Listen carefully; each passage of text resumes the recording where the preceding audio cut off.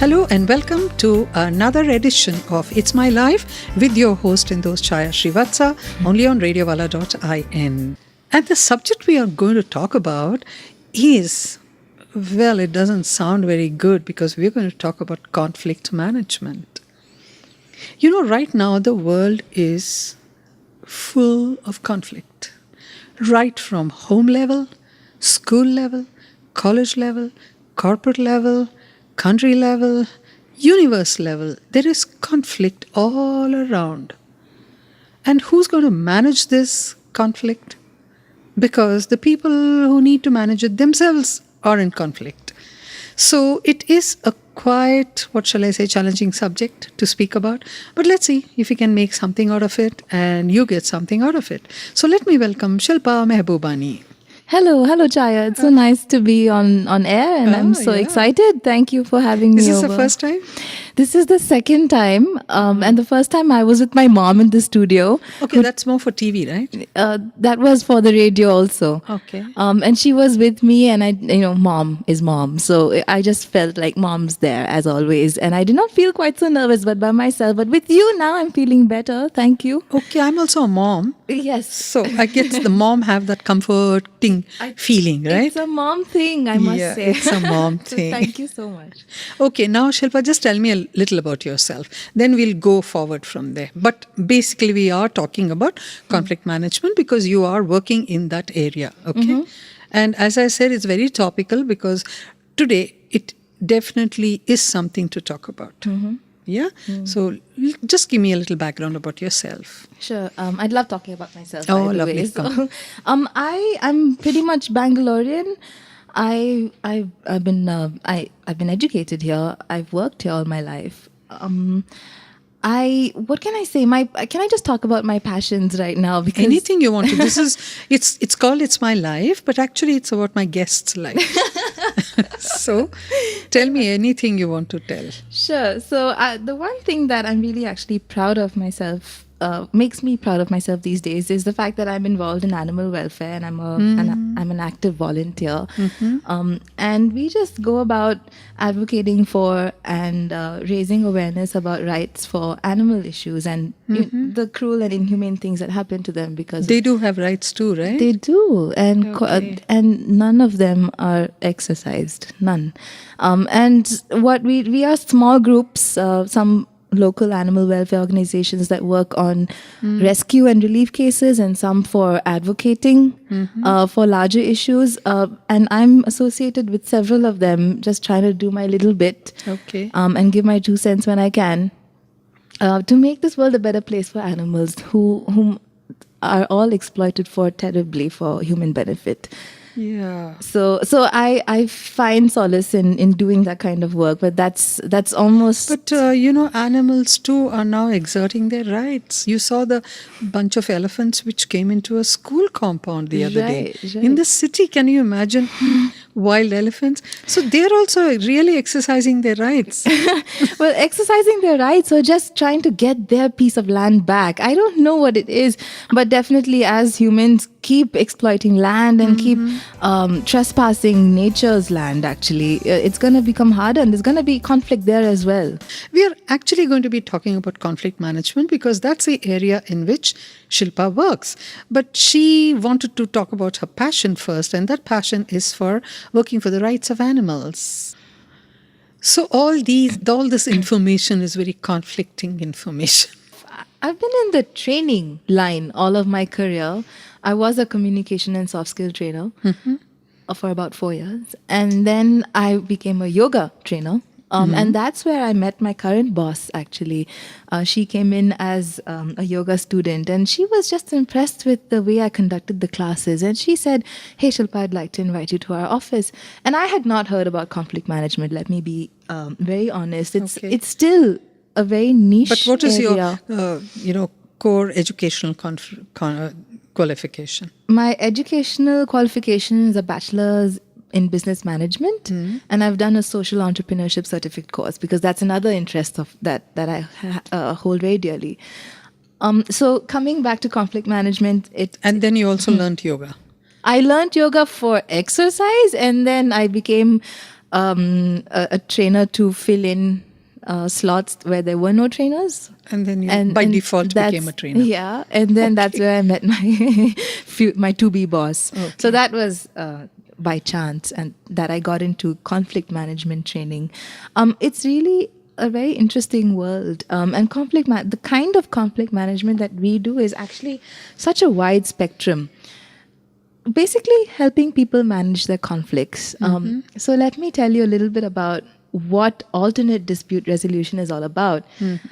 Take a look at the Indian court system and the whole scene that includes litigation and parties and courts. And I have often thought about this, and that is when two parties walk into a court and they come to a settlement. Have you ever noticed that the two parties come out happy and that the relationship is hunky-dory? It's very uncommon because one party loses and the other party doesn't. Wins, rather. In conflict management, we use alternate methods such as mediation, we use negotiation, we use facilitation, we use dialogue. And all of these are highly collaborative processes that bring the people in dispute who are disputing to the table so that they can talk about their differences. The reality is that differences are everywhere, which is why there are conflicts in families, there are conflicts in schools, there are conflicts in societies, there are conflicts politically, nationwide, because there are differences, and that's the fact of the matter. And understanding that there are differences and learning to respect them, appreciate them, factor them into the solution, and finding a mutual way of going forward is basically what we do. Okay. So do you need to have, does your boss at least or something, has legal knowledge for these things, or do you need to have psychology background? What is it that gets you into, I mean, can I just jump in and say, from tomorrow I'll be a conflict management coach? Does it work that way, or is there some step-by-step thing to it? It comes with a lot of practice. We have trainers and consultants in the office, and we are a very small team. And that is because people who are qualified are not easy to find. One of our trainers is a trained mediator. Okay. And that's what she's studied, and that's what she's done all her career. Our executive director, his name is Ashok Panikar.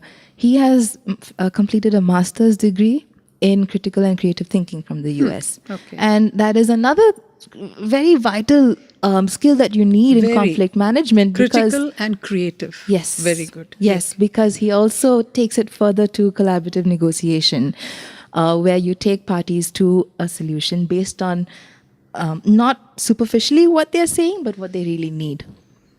So that is his academic qualification that helps him do his work.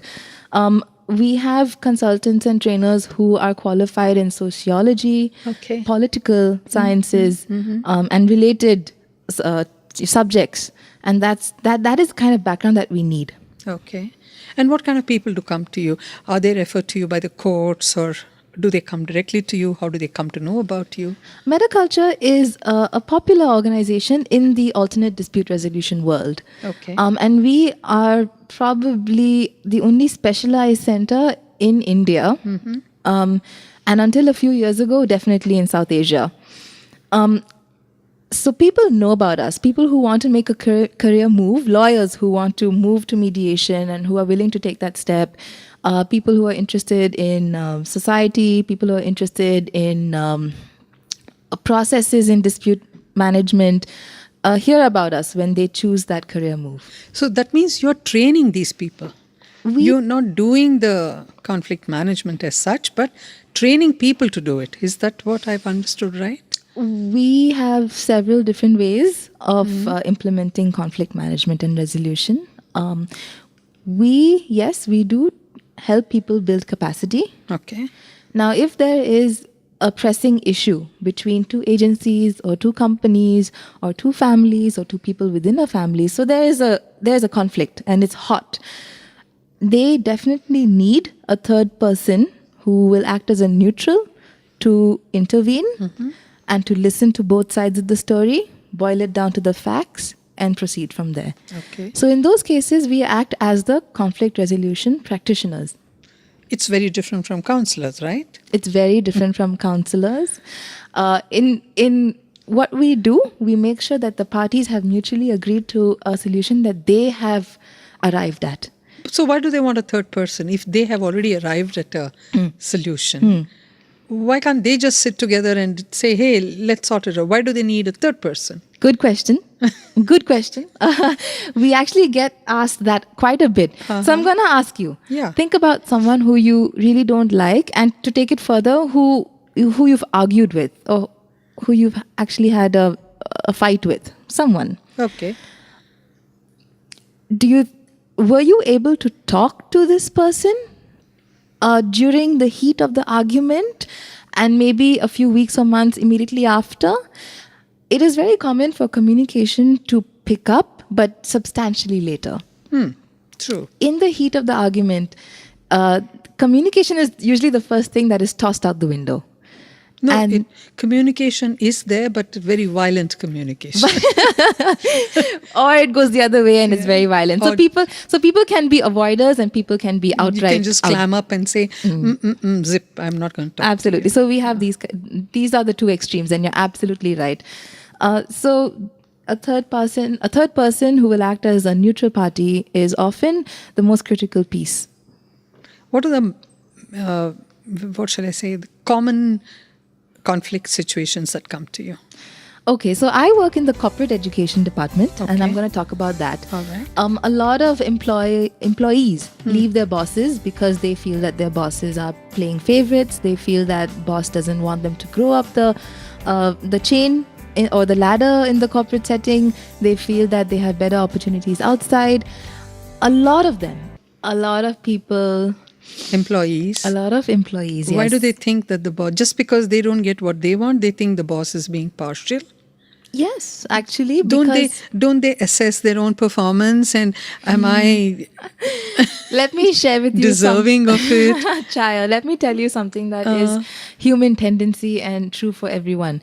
We hold our thoughts and ideas so dear to ourselves, and we think that we are so right. It is often very difficult to accept that another person who may have even a slightly different point of view, forget a competing point of view, could be somewhat right or may have some idea or something to share.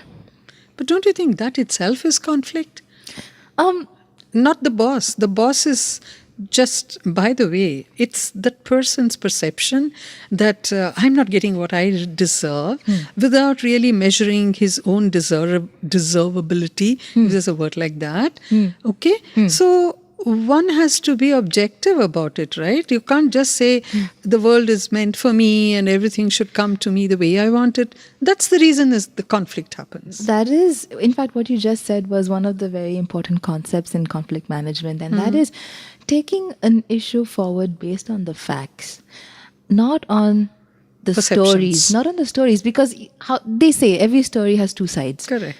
No, every story has three sides. Yes. My side, your side, and the actual side. Exactly. Yeah. Everybody forgets the actual side.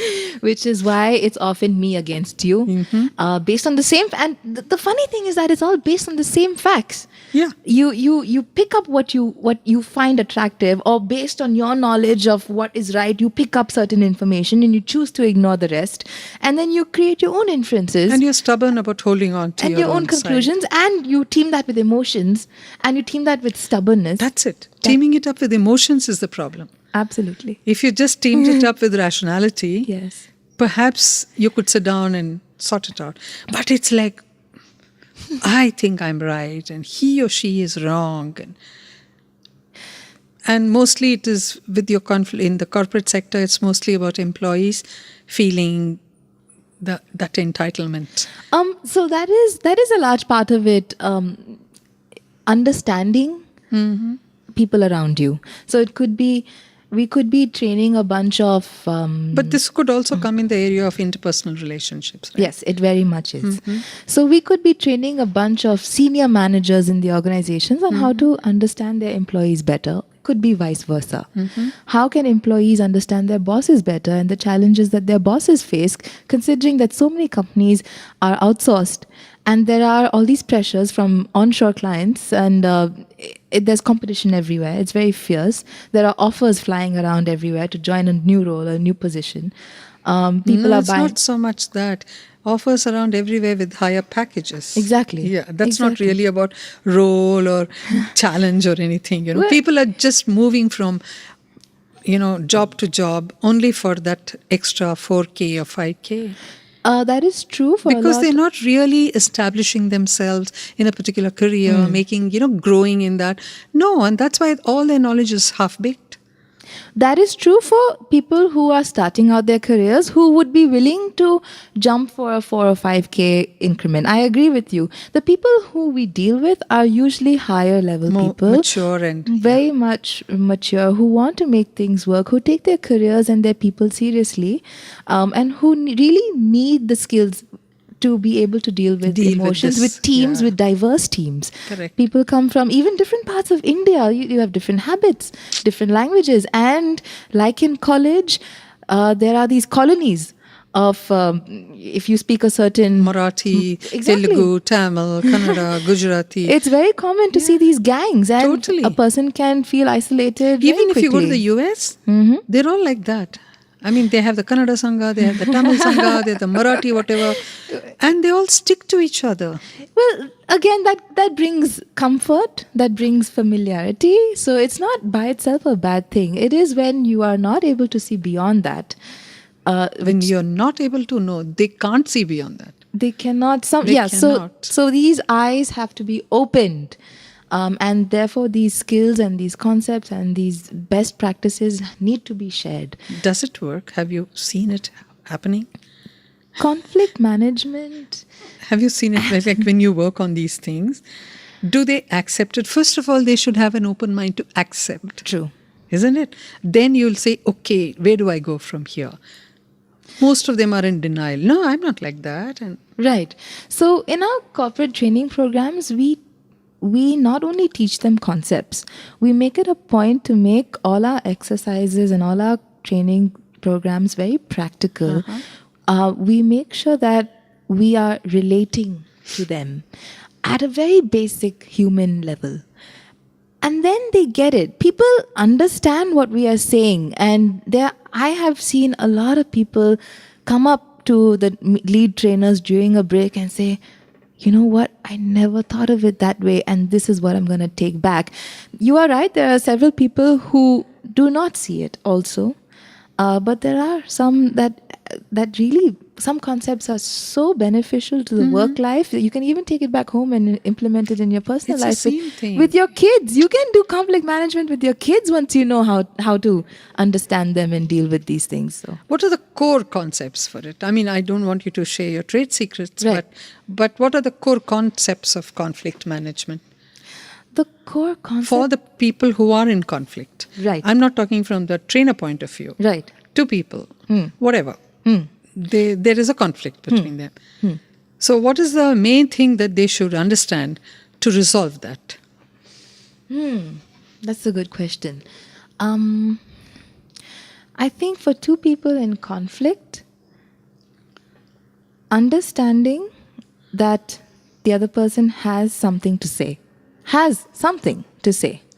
and that listening to it is not going to harm you, right? I think that's the first thing. Taking it further,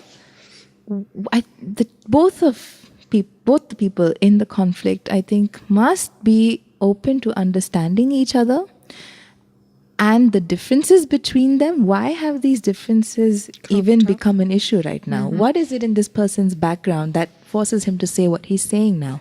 So understanding that, going deeper. And this could be incidents from a person's life. It could be how a person is brought up, where he grew up, his education, his mindset, and his thought of how the world works. All of this basically creates a bias or an opinion, and that is who we are. So understanding that, as we spoke, also realizing that, hey, I have a version of a story that is not based on facts. This is based on emotions. This is, as my boss really, he puts it so well. He says, you can have dal, you can have rice, and you can have bisi belly bath. There's a lot of masala, and there's a lot of other things that are there that are very real to us. And there's no, so people come to us and they say, but these are so real. These emotions are real. And yes, while they are real, please understand that the other person has equally emotions. real differences. Yes. And that's where it breaks down. I think just the whole complex issue becomes much more simple when you make it, when you piece it ingredient by ingredient. Break it down. Absolutely. And go to each one of them and say, let's resolve this first. And automatically it goes to the next one. Absolutely. Okay. Do you also do conflict management between couples? Mediation. Yeah. Yes, we do. It is picking up. In India, what we find is that a lot of families hate to admit that they have conflict. I think India is a highly, forgive me for saying this, but highly materialistic society, and what the society thinks of you plays havoc in one's mind. So a lot of people are now finding that mediation can be much better as a solution. And there are mediation centers. Even some states have introduced mediation as the first form of conflict management before. Especially for couples going in for divorce. Exactly. So that is the first step. States are trying to implement that, which is a good move. It can save a lot of relationships. What about conflict between parents and children? There's a lot of it today. That's true. Family mediation. We do get cases where the child is distraught because of the conflicts between the parents. Again, these are very sensitive issues, and everyone in the family needs to be open to it, and that's the key. Open to it in what way? Open to it. See, first of all, there must be communication between parents and children, which there's a terrible communication breakdown for whatever reason. And parents are not looking at it from children's point of view. And the children are doing their own thing behind their backs, Right. getting into deep trouble. Oh, yeah. Isn't it? That's true. And that's in the Indian society, that's in Western societies. I think that's just about everywhere. A lot of parents and children are misunderstood. And it comes down to, again, helping each other see the other side of the story. It comes to understanding. And you think a third person will be able to make them see the other person's point of view? Of course, and this is a hands down answer. It has to be a third person, because I have two brothers, Chaya. And I have no conflict about that. I agree with you that a totally objective third party person who can see things the way they are is the best way to bring two people to look at that. Right. I want to tell you about my two brothers Okay. and the kind of conflicts that we have. So it's usually about his untidy room, or it's usually about something that I made for dinner not being flavorful enough. And these are not really conflicts, but these are arguments. Or I tell him to pick up his socks or something like that. But even that, sometimes he says, Shilpa, don't tell me what to do. And that is so common in a family. So when it comes to family mediation, there's a certain amount of comfort that comes with talking to a person who is outside, because that person is not vested in the outcomes. You feel that this person can listen. No strings attached, kind of. Absolutely. This person can listen to your story and listen to the other person's story, as you said, objectively. And there is a certain level of confidentiality also that this person must maintain, the third person. And it works very well. I think, the problem is ego. A lot of it, yeah. No, that is the jad. If somebody doesn't want to see your point of view, it's my ego which prevents me from seeing your point of view. Isn't it? So how will a third person be able to come and break down that ego? Because then it becomes izzat ka sawal. You see, earlier it would be just the issue. Now it goes beyond the issue. Right. Let me try to explain to the best of my knowledge.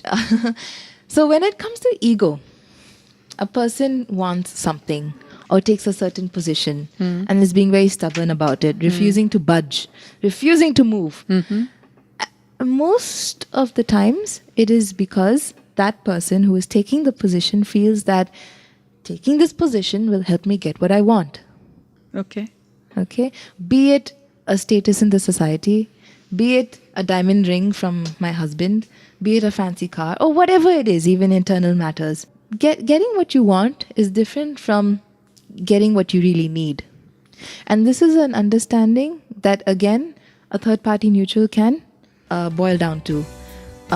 Because he will use techniques such as inquiring into why a person really wants what he's demanding for. What is it that makes him think that this is the end result and that this will make him happy?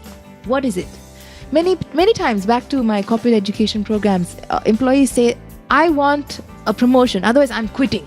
And do you think, Shilpa, in a conflict mediation kind of a thing, does one party in the, where you're mediating with, okay, do they have to compromise a little more than the other party?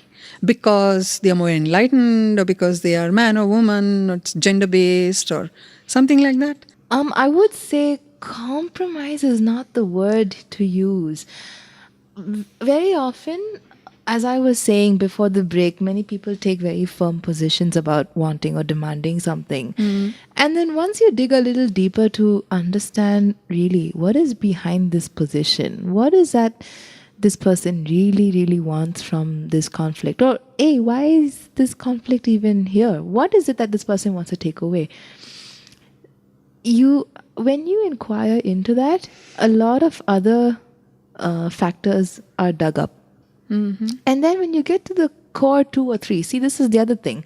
Sometimes there are 2 or 3 interests that a person holds, Okay. very dear to him, and he thinks that demanding for this position will meet those interests.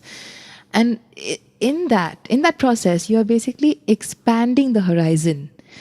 So this is another very important concept in conflict management, and that is, once you expand the pie a little bit, you will then be able to find a joint solution where there's no real compromise, but a solution that works best for both parties.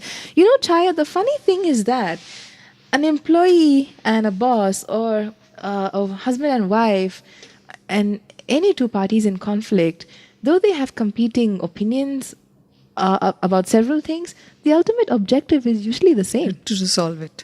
They want to resolve it. In their favor. Amicably. In their favor. In their favor. But again, it's very often that the common objective is, the objective is common. Correct. But again, it's each one in their favor it wants to be resolved. And that's what is another conflict about. So that's where I said, maybe one party has to say, "Theek hai baba, peace at any cost."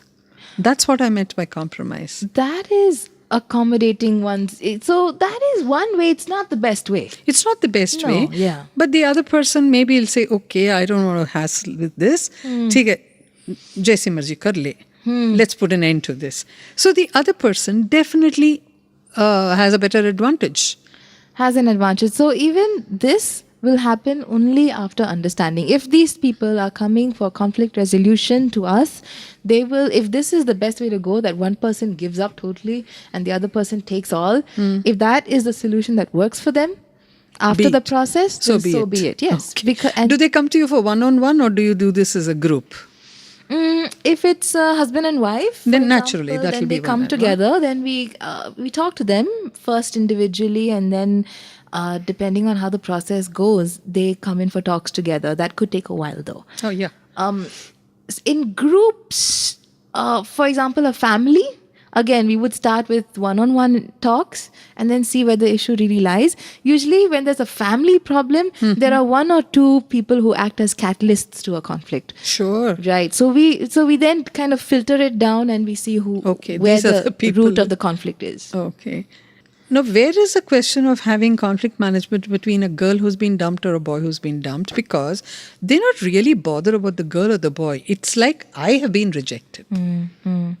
So dealing with this is a little harder, Chaya, because these cases don't really come to us. It happens, and then, as you said, it meets this deadly end. Yeah, terrible. And no one knows. And no one is happy. Yeah. Nobody knows until the drastic step is taken. What is to be noted here is that the emotions that these people go through before their final moments is really, again, just a mess. Yes. They need to learn how to think critically, how to look forward to something. They feel that everything has come crashing down. And they feel like this man or this boy was all I had to live for. And that is hardly the case. It is not. At that time, that man or that boy must have been their priority. Of course, they were in love. I mean, that is definitely understandable. But a breakup is as natural as a link up, right? And it's very sad. People who get into relationships therefore don't have the emotions to get out of the relationship. This is stuff. This is work that we're trying to do with children. We are trying to, we are working with school children and with teachers on how to think critically and how to be more creative in one's thinking, how to think rationally, how to deal with your own emotions. So it's all boils down to one's thoughts. Yes. Okay, which is conditioned by our upbringing, like you said. It's very complex, honestly, because it's okay to talk about conflict resolution and all that. These are all the efforts that we make to bring about a more peaceful, congenial environment. But the problem is that everyone today is in a me, I, mine mode. Yeah. I'm entitled to this. I'm entitled to being respected. Right. Husband thinks I'm entitled to this thing, and the wife thinks I'm entitled to be protected by him. That's where all the conflict lies. That's where a lot of it does lie, yes. Till they drop those things, like it's not about me. Yeah, it's not about me. Then you'll be out of job. We will be out of job. Well, that's not really a bad thing. If there were no conflicts and if everyone just got it that there will be conflicts, but we can resolve them in a mature way, in an amicable way, and that there are all these competing interests. However, the solution to this conflict is the priority and not my personal interest or my vested interests. If that was the case, Chaya, we would happily be out of business, honestly, because dealing with these conflicts doesn't necessarily make us happy, but we do know that we're equipping individuals with these skills that will one day help them. And you feel like biting your nails, chewing up your nails to say, if I can see it, why can't they see it? Right. Isn't it? Yes. We, human beings have these lenses. I'm sure you've heard of that. We wear rose-tinted lenses when we're in love. We wear a totally different lens when we're in conflict. And as you rightly said, if we could just learn to look at everything with a neutral perspective, a lot of issues would not even come up. And if we also learn to look beyond me, I, myself, a lot of issues would not exist. We hold our ideologies and our opinions of ourselves and the world very close to us. Human tendency, recognizing it is the key. Recognizing that we are behaving in this way, and this is something that human beings are inclined to, and knowing how to deal with it is all that we really preach. We don't want you not to have opinions, and we don't want you to have a view of anything, but just knowing awareness. Sorry? Awareness. What Buddha calls mindful living. Yes, and another very important concept is thinking about how you think. Oh, yes. That is. See, that's not really my area of expertise. But it is thinking about what you think. What you think and how you think. And how you reach conclusions that and this again is conditioned. Because you see, right from your childhood, you're made to think in a certain way. You can't do this. What will people say? You must get number 1 in your class. What will people say? What will people say? Yeah. So you grow up with this thing like, what will people say? Society pressures, yeah. Isn't it? Who are those people? Are they from people from Guatemala or... I mean, who are they? No matter who, we feel after all this conditioning that we need to have this constant facade that we are perfect. So what is the takeaway that you have, this job that you're doing? You've been a yoga teacher, you've, into animal rights and all that. What is this thing that you're doing right now? Added value in your life? That's a good question. Honestly, at a very basic level, the relationships with my family members have improved because I have learned to step back and understand that even though we were brought up in the same household, they are different people. And I'm not going to think the way they think, and vice versa. My sister is 5 years younger than I am. And she comes to me with a lot of sisterly demands. And we used to fight. I mean, brothers and sisters fight. 4 of us, 4 kids at home. And we used to feel like we were stepping on each other's toes all the time. And then I joined, and it's not like I became a conflict management expert overnight. It has taken a long time. I've been with Metaculture 3 years now. But I can constantly relate the concepts to my everyday life and my everyday task.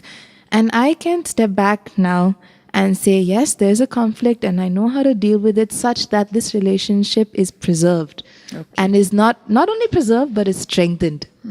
See, that's what they say in a conflict resolution. What is more important, your ego or the relationship? Right. If the relationship is important, you drop the ego. If you don't know how to go about doing it, it's very scary. At the same time, if you can be guided and if you can be given these simple tips to help you... But to be guided, you need to go for guidance. The ego prevents them from going for guidance also. I don't want to be told anything. Who was anybody to tell me what to do is the attitude. Right. As I said, people don't want to admit that they have conflict. They think, these are parts of life and I'll deal with it. I'll get over it. It will in time become insignificant. I'll learn how to settle this.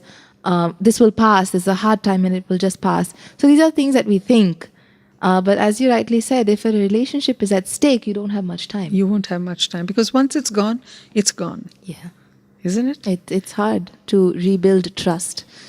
Trust is something that you build over so long, and in one wrong move, it can be shattered. It negates everything else. A lot, yeah. So that is another very important aspect. How do you resolve conflict with someone whom you don't trust? And trust building is another important technique that we teach our participants and people who come. There are things that a person can do to demonstrate that he or she is truly apologetic and wants a second chance. So that's the other part of it. When relationships are, as I said, sometimes we get into the heat of the argument and relationships are strained.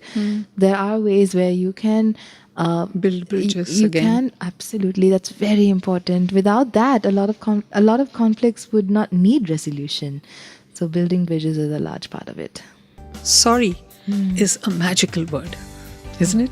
And on that, thank you so much, Shilpa, for being with us. Thank you. And talking about this challenging subject called conflict management. My pleasure. Thank you very, very much.